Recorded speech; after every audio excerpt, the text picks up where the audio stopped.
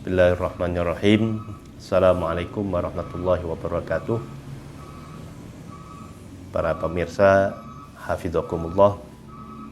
Pada kesempatan yang baik ini kami akan menerangkan dan menjelaskan tentang masalah macam-macam air yang dapat digunakan untuk bersuci. Sedikit perlu kita ketahui bahwa ketika kita akan menjalankan sebuah ibadah, bisa jadi ibadah wajib maupun ibadah sunnah, tentunya kita diharuskan untuk bersuci terlebih dahulu. Bersuci ini dengan tujuannya adalah menghilangkan hadas. Hadas itu ada dua, ada hadas kecil dan ada hadas besar. Ketika kita mengalami hadas kecil, maka kita berkewajiban untuk menghilangkannya dengan cara berwudu. Dan ketika kita berhadas atau sedang berhadas besar, maka kita dianjurkan untuk menghilangkannya dengan cara mandi besar. Nah, media di dalam bersuci, baik bersuci dari hadas kecil maupun hadas besar, itu adalah air. Nah, air yang bagaimana yang dapat digunakan untuk bersuci? Nah, di sini perlu kita pahami bahwa ternyata ada 7 air yang digunakan untuk bersuci. Merujuk kepada kitab yang ada adalah At-Tadhib fi Adillati Matnil Ghayah wa Taqrib,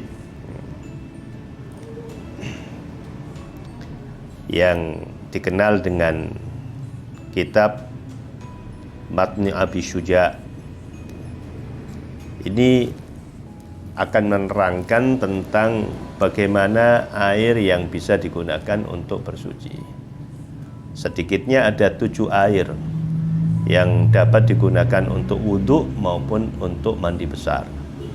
Yang pertama adalah ma'us sama, air hujan.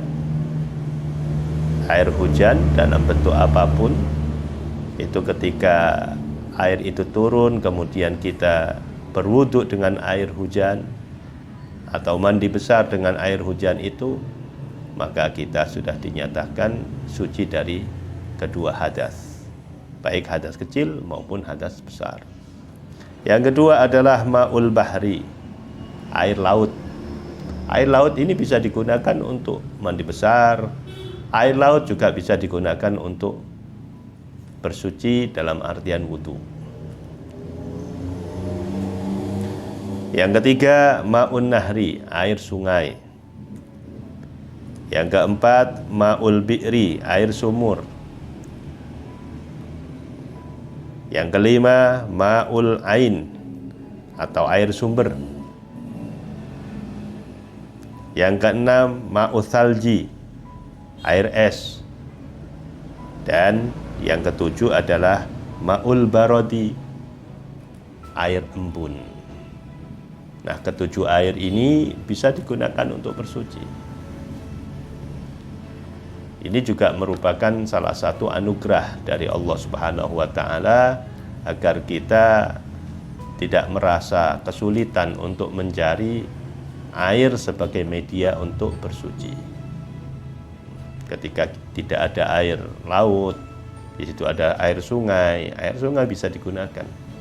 Ketika ada air sumber, dan itu bisa digunakan. Dan semuanya ini memang disediakan oleh Allah Subhanahu wa Ta'ala untuk kita yang menginginkan beribadah kepada Allah Subhanahu wa Ta'ala, dianjurkan untuk melaksanakan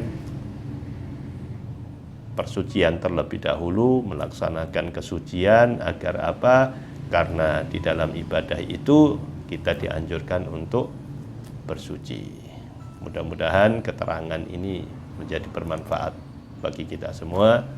Wabillahi taufiq wal hidayah. Wassalamualaikum warahmatullahi wabarakatuh.